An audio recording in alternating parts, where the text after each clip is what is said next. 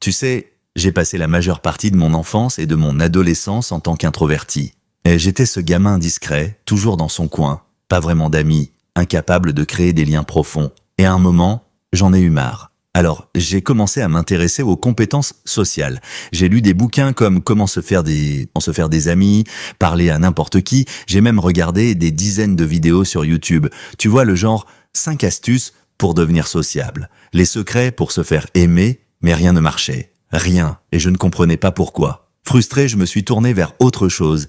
J'ai commencé à étudier la psychologie. Pas les grands discours théoriques. Non, la vraie psychologie. Celle qui parle du comportement humain. Et là, j'ai compris. J'ai découvert une vérité brutale. Une vérité que personne ne m'avait dite. La plupart des conseils qu'on entend sur les compétences sociales sont inutiles. Littéralement. Des trucs comme regarde les gens dans les yeux, dis leur prénom souvent, souris, ça peut aider, oui, mais c'est superficiel. Le vrai problème, c'était pas ce que je faisais, c'était qui je suis quand je le fais. Mon comportement, mon intention, mon énergie, et c'est là que tout a changé.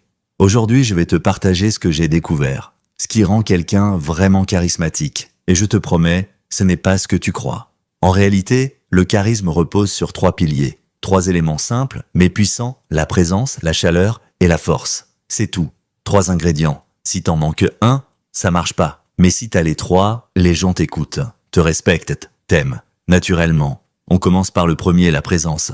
Être là. Vraiment là. Pas physiquement, hein? Mentalement. Émotionnellement, complètement. Je vais te raconter une histoire. En 1866, pendant une élection britannique, une journaliste a rencontré 2 candidats. Quand on lui a demandé ce qu'elle pensait d'eux, elle a répondu « Le premier me fait sentir qu'il est l'homme le plus puissant du pays. Le second me fait sentir que je suis la personne la plus puissante du pays. » Devine quoi, le deuxième a gagné. Pourquoi? Parce qu'il était présent. Il écoutait, il était là, avec elle. Et c'est ça, la vraie puissance. Tu veux être charismatique? Apprends à écouter. Et je parle pas de hocher la tête ou dire « Je parle de vraiment écouter, te taire, ne pas penser à ce que tu vas répondre. Juste être là, concentré sur ce que l'autre dit. C'est rare et c'est puissant. Parce que quand tu fais ça, les gens se sentent importants. Et ils t'associent à cette sensation. Ils veulent te revoir, te reparler. Et en groupe, c'est pareil. La majorité attend juste son tour pour parler. Mais si toi, tu écoutes vraiment, tu deviens magnétique. Et il y a un autre aspect, ton corps. Ton langage corporel en dit long. Si t'es tendu, rigide, les autres le ressentent. Et ils se referment. Mais si t'es à l'aise, calme, détendu, ils se détendent aussi. Et bam, tu crées un espace sécurisant, confortable. La vraie présence, c'est ça, être à l'écoute de l'autre, tout en étant à l'aise avec soi-même. Passons maintenant au deuxième pilier, la chaleur. Et là, attention, beaucoup confondent chaleur avec vouloir plaire. Mais c'est pas ça. La chaleur, c'est pas être gentil pour être aimé. C'est pas flatter les gens. C'est pas dire oui à tout. Non, la vraie chaleur, c'est l'empathie, la bienveillance, l'intérêt sincère. C'est regarder quelqu'un et choisir de voir le meilleur en lui, même s'il est différent, même si tu le comprends pas totalement. Quand tu fais ça, les gens le sentent. Pas avec tes mots, mais avec ton énergie. Parce que 93 de notre communication est non-verbal. Ton ton, ton regard, ta posture, tes gestes, tout parle. Et si ton énergie dit « je t'accepte », c'est terminé. La connexion est là. Un conseil quand tu parles à quelqu'un, suppose qu'il est une bonne personne. Pars de ce principe. Sois curieux, intéressé. Et donne sans rien attendre. T'as un bon plan à partager, fais-le. Mais ne l'impose pas. Tu vois, pas de pression. Pas de retour attendu. Juste donner. Et surtout, reste honnête. Si quelqu'un aime un truc que t'aimes pas, dis-le. Calme, respectueux, vrai. Moi, je suis pas trop foot, mais je comprends pourquoi t'aimes. C'est tout.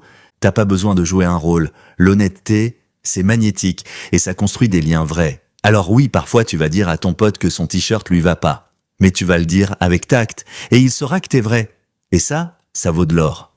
Et maintenant, le troisième pilier, celui qui donne du poids à tout le reste, la force. La force, c'est pas l'agressivité, c'est pas crier plus fort, c'est pas dominer. La vraie force, c'est l'assurance. C'est savoir qui tu es, ce que tu veux, ce que tu acceptes et ce que tu n'acceptes pas.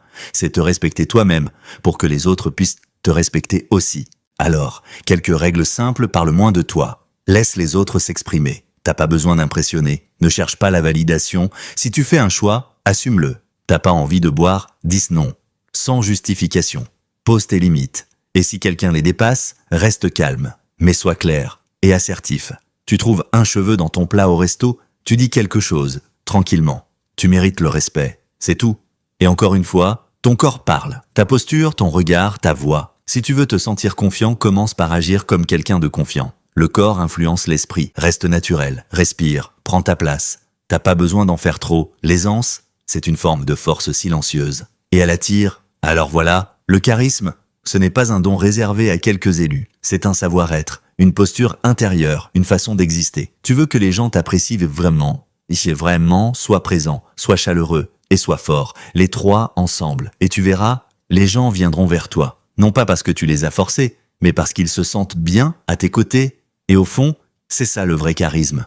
Pas impressionner, mais inspirer. Pas séduire, mais connecter. Si ce message t'a parlé, je t'invite à écouter les prochains épisodes de cette série. On va aller encore plus loin. On va parler de confiance en soi, de relations, de communication authentique. Et si tu décides de faire ce chemin, je te le garantis, ta vie sociale, pro et perso, va changer. À très vite.